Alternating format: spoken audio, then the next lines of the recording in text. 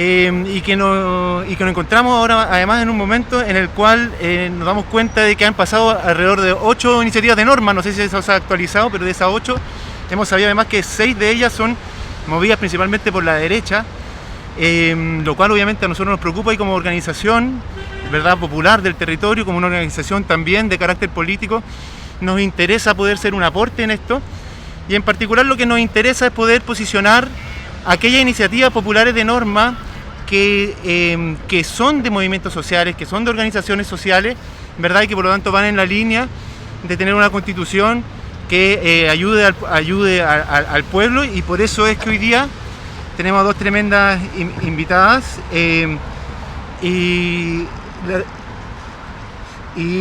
vamos a empezar primero entrevistando a Lucía Sepúlveda, que es del Movimiento por el Agua y los Territorios, que tiene que levantaron una iniciativa popular de norma que se llama, que es el tema, perdón, la desprivatización del agua, ¿verdad? Entonces saludamos a Lucía Sepúlveda ahora, ¿cómo está? Hola, muchas gracias por la invitación. Nos interesa muchísimo que nuestra iniciativa popular sea conocida y sea apoyada por la mayor cantidad de personas, porque es un tema, el tema del agua, yo creo que nos convoca absolutamente a todas y todes los habitantes de los territorios que pueblan Chile. Sí. Así que fantástico poder hablar sobre el tema. Nuestra norma se llama Por el agua, los derechos de la naturaleza y los glaciares. Excelente. Lucía, nos gustaría primero que todo empezar preguntándote ¿qué es lo que hacen en el Movimiento por el Agua y los Territorios? ¿En qué consiste su organización? ¿Cuáles son los temas que trabajan? Sí, nosotros comenzamos hace ya bastante tiempo, como el año 2012, 2013, y comenzamos porque ya detectábamos que había problemas en muchos territorios por la falta de agua. Y entonces lo que hacíamos al principio era como una marcha anual para enfocar el tema de la denuncia, ¿no? ¿Qué estaba pasando con que el agua fuera privada en Chile, con que hubiera derechos de agua de unos pocos? Y esto solo fue creciendo en el tiempo y fuimos, viendo que esta realidad se daba de norte a sur del país. Y por tanto las marchas comenzaron ya no a ser solamente en Santiago, sino que empezaron a ser territoriales, es decir, hemos hecho marchas en Temuco, en Concepción, en el Gualmapu, digamos, en Concepción, ha habido movilizaciones en el norte. Cada territorio tiene sus particularidades, pero en todos hay problemas por la privatización del agua, por que los derechos de agua están sobreotorgados, tanto la minería como la agroindustria como las forestales han dejado convertidos en zonas de sacrificio los lugares donde viven las comunidades. En muchas partes del país esto no es solo un lugar. Lo que a nosotros nos interesa transmitir es que este es un problema generalizado y que la causa de esto es la Constitución del 80, que permitió que el agua fuera considerada una mercancía, lo que no ocurre en ninguna otra parte del mundo, ¿no? Y el que sea una mercancía habilita que tú puedas comprar, puedas ser un objeto de mercado el agua.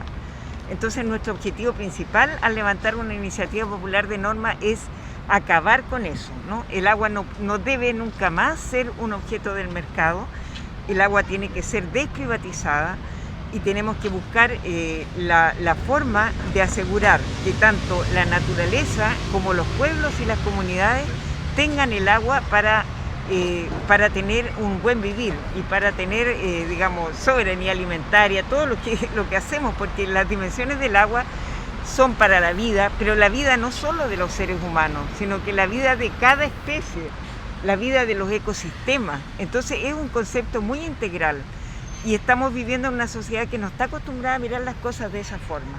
Entonces acá nosotros intentamos también ser, como movimientos sociales, juntarnos con otros que también tienen un enfoque parecido, que a veces hemos marchado, por razones entendibles o no, hemos marchado por caminos diferentes, pero entendemos que en este momento la unidad de los movimientos sociales, de las comunidades, es absolutamente vital para que podamos salir adelante con las demandas de la revuelta, porque en la revuelta estuvimos todos juntos, nadie preguntaba de qué movimiento eres, a qué partido, ¿no? Estaba fuera de foco eso, pero el agua era levantada como una demanda en todas partes. Y eso hizo que entonces que conversáramos con primero la coordinadora de glaciares, que es muy cercana al MAT, porque hay compañeros que están en las dos organizaciones. La coordinadora se llama Coordinación de Territorios por la Defensa de Glaciares. Hemos tenido una historia juntos también, así que con ellos iniciamos la elaboración de la propuesta y luego convocamos a una gran asamblea que fue virtual por las condiciones en que estábamos. Esto fue a fines de noviembre, comienzo de diciembre, en que presentamos lo que ya teníamos escrito a alrededor de 80 organizaciones que fueron las que se conectaron. Y entre las que se conectaron estaba Modatima, ¿ya? Y con Modatima igualmente estamos teniendo confluencia en la convención, porque tanto el MAT como Modatima tienen convencionales y están trabajando en forma conjunta en normas y pertenecen a ecoconstituyentes. Entonces, como que es un imperativo de la vida el buscar un enfoque común para estos temas, y así es como estuvimos trabajando. No digo que fue fácil, nunca es fácil ponerse de acuerdo, lo sabemos en la asamblea, en fin, pero logramos finalmente un texto común, un articulado que asegurara todos los puntos que nos interesaban, los puntos centrales que nos interesaban a estas tres organizaciones. A nosotros el tema de la desprivatización, como le digo, y el tema de los derechos de la naturaleza, porque nosotros al hablar del agua, nosotras y nosotros, al hablar del agua estamos hablando, como decía ya, de todos los seres vivos, y no solamente, digamos, del punto de vista del agua que abrimos y que tengamos agua. Eso nos preocupa, pero también nos preocupa que los ríos se hayan secado. Claro. También nos preocupa que la gente ya no pueda regar sus huertas. Nos preocupa que las semillas no puedan fecundar, no puedan dar fruto las plantas, los huertos. Nos preocupa que las comunidades mapuche estén rodeadas por las forestales y que las forestales se hayan consumido el agua. O el agronegocio lo haya hecho en otros lados, ¿cierto? Exportando nosotros las paltas que se van con el agua, porque las paltas para crecer necesitan agua. O sea, tenemos esa imagen de gente que está sentada, digamos, en la puerta de sus casas sin huerta, y mirando cerros verdecitos con las plantaciones de la agroexportación. Eso es insoportable. O sea, y quería como comprender un poco más la profundidad del problema, porque acá en Santiago quizá todos tenemos agua todos los días, toda la hora del día uno abre la llave y sale agua, pero sin embargo hemos escuchado de que claro, hay lugares donde no necesariamente es así. También sabemos que acá en Santiago también se puede avecinar más temprano que tarde también sequías que pueden implicar consecuencias para nuestro mismo consumo del agua. Entonces, ¿qué consecuencias concretas o cómo se ve ese problema del agua en las comunidades particularmente? ¿Cómo afecta en el día a día a las personas? Primero precisar que en realidad no es sequía lo que hay, ¿ya? Es saqueo, porque en realidad existe un cambio climático, no podemos negar que el clima está cambiando, pero en Chile al menos las razones principales son que el agua se la llevan otros, que hay usurpación de agua, ¿no? Y cuando esa agua está usurpada, sea por las forestales, por la minería o por el agronegocio, con los planteles de cerdo o con las plantaciones, digamos, que son para exportar,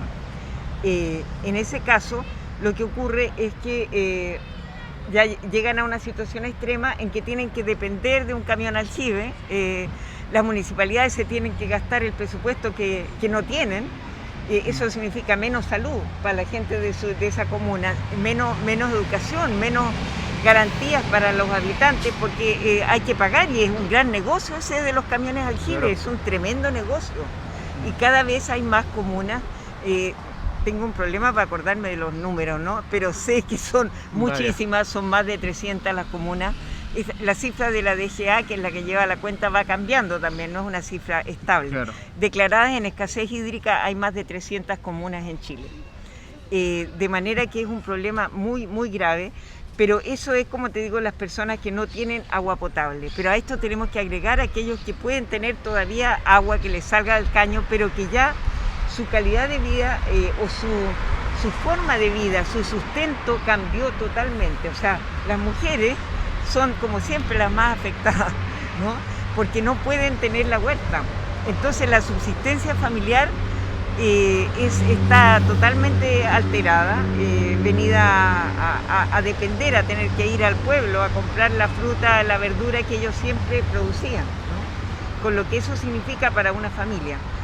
Así que las consecuencias son esas, también en la salud, terribles, porque imagínate, fíjense, todos escuchamos los mensajes en pandemia de eso de lavarse frecuentemente las manos. Imagínense lo que es eso, escuchar por la radio a las familias que no cuentan con agua. Es una burla, o sea, ¿cómo podían ellos resguardarse?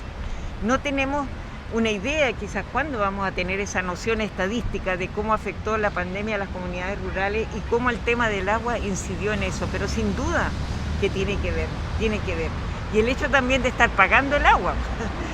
Los que tienen agua, pero igual tienen que pagar por ella y ahora están endeudados porque todo el lío que hay de que no se sabe si van a condonar o si van a dar prórroga. En fin, todo eso tiene que ver con esto de que el agua es un negocio, ¿no? Claro. Y un privilegio para algunos. Sí. Quería hacer una pregunta. Cuando en el norte tienen derechos de agua, lo que significa que pueden hacer uso del agua un rato cuando viene del canal. Y en ese rato hay, dentro del saqueo, hay agroindustria que hace hoyos, entonces hace piscinas y ahí va acumulando. Entonces al que está más abajo le llega menos agua. Esa es otra forma de robo que ha matado territorio. En la cuarta región mató el territorio de las cabritas. O sea, no hay leche. Tú querés comprar queso cabra, ya no hay, porque las cabritas se han muerto, si no hay agua para ellas. Entonces hay tantas formas en que ellos han buscado de robar, los que tienen estos derechos de agua, porque en el ratito que tiene que pasar el caudal, ellos agarran mucho más y hacen un hilito para abajo. Eso también es lo importante porque mata gente y mata animales. Quería tomarme la pregunta que hace la compañera también para poder revisar un poco la historia de, quiénes son los que hacen negocio con el agua, cómo obtuvieron la agua también de alguna u otra manera. También es interesante saber eso antes de entrar, porque después vamos a entrar directo a en qué consiste la norma. Sí. Bueno, todo esto tiene que ver con lo que ha vivido Chile, en que todo se privatizó después del tiempo del gobierno popular de Salvador Allende. Entonces, al estar todo privatizado, tenemos que la minería deja de ser, aunque todavía se dice que es nacional, pero es una mentira, porque tienen concesiones las grandes mineras, y las mineras tienen un uso muy importante del agua en Chile, ¿no? Estamos hablando de mineras canadienses, de mineras de Estados Unidos, de mineras de distintas procedencias, y cada vez son más diversas, ¿no? Y son conglomerados en el fondo, son corporaciones transnacionales que han venido a Chile desde los años 80 en el fondo, que todo esto fue obra, digamos, del pinochetismo, de la arquitectura neoliberal que ellos fundaron cuando hicieron su diseño de país, que estaba en base a esto, ¿no? La privatización de todos los bienes. En el caso forestal, eran las tierras de la reforma agraria, ¿no? Que fueron redistribuidas en el sentido negativo, o sea, que salieron de manos de los campesinos y pasaron a manos de los poderosos, o sea, primero al Estado, pero el Estado después prácticamente las regaló a las forestales, a la parentela de Pinochet también, ¿no? A Ponce Lerú. Sí. Entonces ellos son uno de los responsables primeros, ¿no? Todas las forestales. Y, en fin, todos los conglomerados económicos han ganado con esto, y el abrir el plantear que Chile era una tierra propicia para la agroexportación es la otra pata de este negocio, porque se traen los cultivos exóticos para alimentar y en el fondo los desayunos y el paladar del mundo del norte, de Europa, digamos, del llamado primer mundo, pero hablemos del norte global, y entonces se empieza a producir para otros y no para acá. Y eso significa que ya se acaba con los cultivos tradicionales, porque no tienen precio. La gente no saca nada con querer, los campesinos, con querer mantener produciendo legumbres, por ejemplo, si nos inundan el mercado con legumbres canadienses o argentinas, en fin, que entran sin aranceles, lo que tiene que ver con los tratados de libre comercio, de lo que podemos hablar después. Excelente. Ya, pues entremos directo entonces a hablar acerca de la iniciativa de norma. Si nos puede recordar cómo se llama la iniciativa de norma, y después también hablarnos cómo esta iniciativa viene a resolver de alguna otra manera esta problemática que nos plantea y en qué consiste la Claro, iniciativa popular. primero recordar que en la convención hay una permanente tensión entre quienes quieren aumentar la participación popular y quienes desean que la convención sea hecha por unos poquitos y ojalá por la derecha, por los que siempre han escrito las constituciones. Y nosotros desde luego estamos con aquellos convencionales elegidos, sobre todo los independientes, electos por los pueblos, por las organizaciones, en fin, por quienes han tenido una esperanza allí, por quienes no pudimos, digamos, lograr nuestra gran aspiración que era la Asamblea Constituyente, pero al menos tenemos una fuerza independiente de convencionales ubicados en distintas articulaciones y nosotros particularmente trabajamos con los ecoconstituyentes. Como MAT tenemos varios convencionales, está allí sobre todo la compañera, desde el inicio, la compañera Camila Zárate, que es coordinadora de la Comisión de Medio Ambiente, Naturaleza, Modelo Económico, Bienes Naturales, tiene un nombre muy largo a la comisión, pero lo interesante es que aborda todos los temas que nos interesan, ¿no? Está también Francisco Camaño, que es del Distrito 14, que es la parte rural de la región metropolitana, o sea, por ejemplo, Paine, por ejemplo, Melipilla, en fin, todas esas comunas tienen que ver ahí. Está Francisca Arauna también, que es convencional nuestra y que es de Maule Sur. Está la compañera Dayana González, que es del norte, que representa a Calama y distritos del norte, en general del norte grande, y se me puede estar quedando uno que otro. Constanza San Juan, que es de Coquimbo. Claro. Y entonces ellos, toda la fuerza independiente que hay en la convención levantó y se jugó para que se diera la posibilidad de que existiera algún espacio en el cual realmente las organizaciones sociales y las personas pudieran escribir la Constitución. Y de eso se trata la iniciativa popular. Ahí tanto personas como organizaciones sociales y colectivos pueden elaborar una propuesta y esas propuestas se llaman iniciativas populares de norma. Y tienen que cumplir con un modelo, ¿cierto? Ese modelo es un formato que está puesto y que uno lo va descubriendo a medida que va ingresando a tratar de meter su norma y tiene que encasillarse en eso. Significa que vas a tener que poner cuál es el problema que estás detectando, cuáles son las soluciones, cuáles son tus argumentos y qué artículos de la convención deberían garantizar deberías escribir para que ese problema sea resuelto. Entonces, en el tema del agua hablamos de todo lo que estuvimos conversando delante, de lo que estamos viviendo, tanto la naturaleza, los ecosistemas, como las personas, las comunidades. Y después decimos, ¿qué es lo que tiene que pasar? Bueno, medidas para que los derechos de agua nunca más, ¿no? Cambiar todo eso. También los derechos de la naturaleza, dejarlos instaurados, garantizados en la Constitución. Bueno, todo eso, las aspiraciones, los sueños, pero ya vertidos como artículos, tienen que ir en cada iniciativa popular, respecto del tema que sea, pero tú tienes que desarrollar, como te digo, las ideas primero y al final presentar un articulado que se llama los artículos, que ya todo esto otro que sería, como quien dice, la fundamentación no va a ir o va a ir muy chiquitito, pero lo que va a ir en la Constitución es artículo 1 sobre, digamos, quién es el dueño del agua. En el caso nuestro, el agua es un bien común natural inapropiable. Ese es el punto central, lograr que diga inapropiable. En el caso de los derechos de la naturaleza, decir que la naturaleza, que el Estado garantiza que la naturaleza es sujeto de derechos, sujeta de derechos. Por tanto, digamos, lo que tú hagas a la naturaleza, estás incumpliendo o estás yendo contra sus derechos y tienes que responder legalmente, cuestión que hoy día no existe. No existe como norma en ninguna de estas constituciones, existe en la Constitución de Ecuador. Nosotros hablamos entonces de los derechos de la naturaleza, llamándola así, naturaleza como se llama por Occidente, pero también los derechos de la Pachamama, de la Ñuquemapu y como la llame cada uno de los pueblos originarios, en ese sentido. Para lo cual esta Constitución debería dejar de ser una Constitución basada en el ser humano, o sea, antropocéntrica, que solamente mira lo que tú quieres, para pasar a tener una mirada biocéntrica, preocupada de la vida, de todos los seres vivos. Entonces eso es la parte de los derechos de la naturaleza y que tiene que ver también con crear una institucionalidad que garantice ese sueño.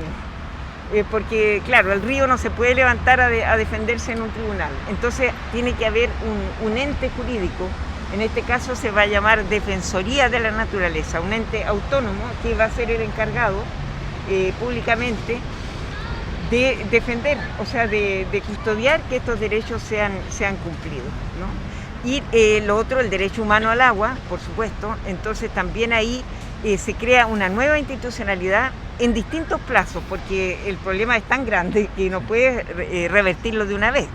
Entonces, en el corto plazo hemos planteado que la institucionalidad actual tiene que tomar medidas para redistribuir de inmediato la forma como están los derechos de agua, de inmediato, de manera que se acabe esta cosa de la zona de los territorios del sacrificio. En el mediano plazo, lo que tenemos que hacer es una gestión por cuencas, no una cuestión, y que hoy día está repartido todo administrativamente el territorio de una manera que no permite que haya una mirada integral sobre el agua. La mirada integral sobre el agua tiene que seguir la organización que la naturaleza se ha dado con el agua, que son cuencas, son sistemas. Entonces, siguiendo ese sistema, es decir, ya no por regiones ni por comunas, según eso hay que establecer la administración. Y nosotros siempre hemos hablado en el MAT de gestión comunitaria. ¿Qué significa eso? Que las comunidades participen en un consejo y tengan palabras sobre qué se va a hacer sobre el agua. Y allí, de esa forma, dialogando con el Estado, con estos nuevos entes que se vayan creando, es cómo se van a decidir las prioridades de uso. Pero está establecido ahí en el articulado que en el primer lugar de prioridades, atendiendo a la crisis ecológica, atendiendo a esta concepción biocéntrica, está el resguardo de los ecosistemas, ¿no? Entonces eso es lo primero, que la naturaleza pueda cumplir todos sus procesos, sus ciclos. En segundo lugar está las comunidades, el derecho humano al agua y al saneamiento, porque junto con el agua viene el tema del saneamiento, que haya todas las instalaciones que se necesitan, que las comunidades tengan en lo relacionado con la salud y el agua, ¿no? Que sea un agua accesible, que sea un agua que cumple las condiciones, no sacamos nada con tener agua con arsénico, contaminada con plaguicidas, etcétera, ¿no? Esa es la otra parte del saneamiento, ¿no? Eso también tiene que quedar absolutamente establecido. Y se crearía un ente, una figura que se llama, según el articulado, licencias de uso de agua. Entonces eso reemplaza los derechos de uso, significa que es propiedad de alguien. Las licencias es un permiso y van a ser temporales, van a ser vigiladas por las comunidades. O sea, si tú no usas los derechos, se revocan. O sea, siempre este consejo que se cree comunitario y el mismo Estado tiene que estar vigilando qué haces tú con estas licencias que van a ser revocables, ¿no? Son permisos de uso de agua y que reemplazaría, y se entendería, está redactado así en el articulado, inmediatamente que se promulgue la Constitución se entenderá derogado el Código de Agua. Porque de acuerdo a lo que habíamos hablado anteriormente cuando presentamos el problema, en el Código de Agua, en los artículos del Código de Agua está el centro de la cosa. No nos hablen de leyes, de reformitas chicas, de que un porcentaje para tal. No, si no cambias el Código de Agua en Chile, no cambias nada. Porque el Código de Agua es lo que permite lo que está pasando hoy día. Y nosotros la gestión comunitaria queremos también que sea democrática y no como lo que la compañera decía de los canalistas, porque los canalistas funcionan con un criterio que responde a la propiedad del agua. O sea, si tienes más puedes hablar, cada voto es un derecho de agua. Si tienes si te han concedido poca agua, no tienes derecho a decidir realmente qué vas a poder sembrar esa temporada, porque el único que va a sembrar es el que tiene hartos derechos de agua. Entonces todo eso tiene que cambiar y eso tiene que ver con la gestión, que en este caso tiene que ser comunitaria y no por propiedad, sino que va a ser por el bien de la comunidad. No sé si... Excelente. Lucía, quería pedirte que nos recordaras el nombre de la norma para poder buscarlo. Claro, sí. El nombre de la norma es Por el agua, los derechos de la naturaleza y los glaciares. y tiene un número. Pero ahí estoy como dudando porque de repente debía haberlo traído Quizás escrito. alguien del público Pero puede creo buscarlo que y nos sopla la respuesta. Sé que termina en 240. ¿Es 4.000 o 4.240? Algo así. Y nosotros ya llevamos alrededor de 5.000 adhesiones. Necesitamos por lo menos 10.000 más. Esta norma se demoró en ser subida porque es un proceso. O sea, llega a un espacio virtual, que es el espacio de la convención, ahí lo analiza una comisión y la comisión tiene que darle el vamos. Entre que le da el vamos, 40.230 exactamente. 40.230, qué bochorno, ¿no? Vengo a hablar. Mira, hemos estado moviéndonos mucho. 40.230 es el número de nuestra norma. Perfecto, no sé si a alguien que nos acompaña acá le gustaría hacer alguna pregunta respecto a esto, porque también podemos pasar a otro tema que quería tocar Lucía. Sí, ahí quizá acercarse al micrófono para... Hola Lucía. Hola. Primero, con todo esto, ¿qué pasaría con los derechos de agua actuales? ¿La gente se quedaría sin derechos o pasarían a ser licencia? Y lo otro, ¿de qué forma se incluyen los glaciares en esta propuesta? Muy bien, voy a empezar por los glaciares. Los glaciares están definidos en el articulado que se presenta en esta moción como incomerciables, ingestionables y sujetos de derecho. Eso quiere decir que las mineras nunca más van a poder hacer lo que hicieron en Pascualama, trasladar, entre comillas, un glaciar, tocarlo. No podrán, nadie podrá establecer proyectos ni en los glaciares ni en su entorno, porque el glaciar es parte de la criósfera y tiene un entorno. Si tú dañas el entorno del glaciar, el glaciar también se perjudica, y ya está pasando eso. Hay datos en la zona de O'Higgins, en las regiones mineras, ¿no? Ahí está Rancagua, está Teniente y todo eso. Se produce mucho derretimiento, las sombras le llaman los científicos. Y hay que entender que en Chile el mayor porcentaje de los caudales que permiten que tengamos agua en la ciudad viene de los glaciares. O sea, en el caso de los glaciares, la mirada es muy amplia porque tenemos que mirarlo desde el rol que juegan en el cambio climático como defensores frente al cambio climático, porque los glaciares se dice que son la memoria geológica del planeta. Han tenido una conformación que va junto con el desarrollo de la vida, ¿no? Esto son escalas siderales. Por tanto, si tú dañas un glaciar, nunca vas a poder recuperarlo a escala humana, por todo lo que se han demorado en llegar a ser lo que son hoy. Y si un glaciar se daña, tenemos cambios climáticos absolutos, terribles. Así que por eso es que en el caso de ellos son ingestionables, o sea, no puede haber ningún tipo de gestión que no sea la de la relación de los pueblos originarios y de las comunidades ancestrales, que ven muchas veces en los glaciares una parte de su espiritualidad, o sea, tienen una relación diferente con ellos que lo que tienen la gente urbana, ¿no? Pero en ese sentido, ningún objetivo comercial va a ser, o sea, no pueden ser objeto de ningún proyecto, ¿no? De inversión de ningún tipo, ¿no? Y se puede eventualmente aceptar algún tipo de actividad de turismo o de expedición científica, pero sin fines de lucro, o sea, que es lo que permite, digamos, el arrasar estos bienes naturales. Sí. Creo que había otra duda, ¿no? Y lo otro era de qué pasaba con los actuales derechos. Eso. Claro, ahí se crearía, como te digo, primero se redistribuye, nunca va a quedar nadie sin derechos, pero es según la situación de la cuenca y del territorio respectivo. O sea, se va a analizar toda la cosa dentro de la... Primero, como te decía, en etapas, ¿no? Se supone que este proceso puede llegar a demorar unos 20 años, que cada cuenca, porque cada cuenca va a tener su gestión y cada cuenca debe redistribuir sus aguas. Entonces se va a priorizar por las zonas con escasez hídrica.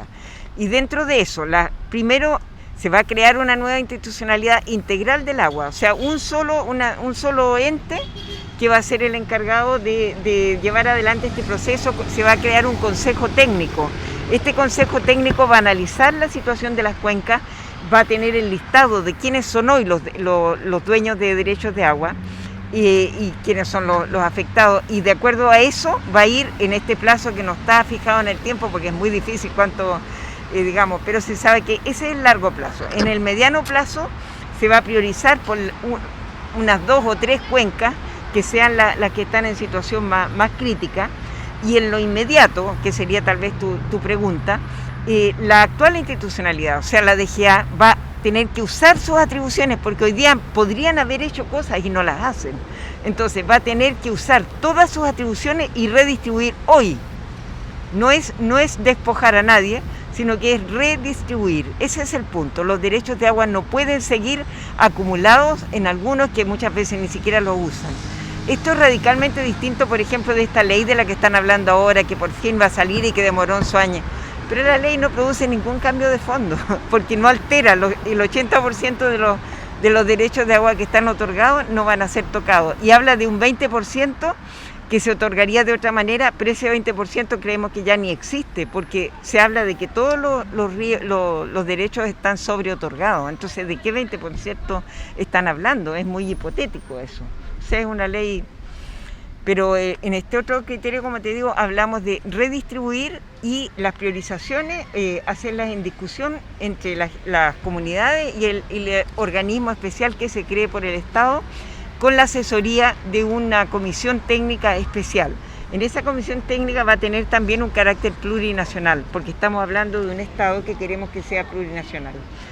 Y sabemos que el agua, también tiene distintos significados. Estamos hablando de significados espirituales, como decía en el caso de los glaciares, y también en el caso de los pueblos nortinos y los mismos mapuches, o tienen una relación especial con el agua. Así que todo eso está contemplado en este consejo técnico y en la gestión comunitaria. Lucía, entonces aprovechemos ahora para cerrar quizás lo último. Tú querías hablarnos un poco también de otra iniciativa de norma.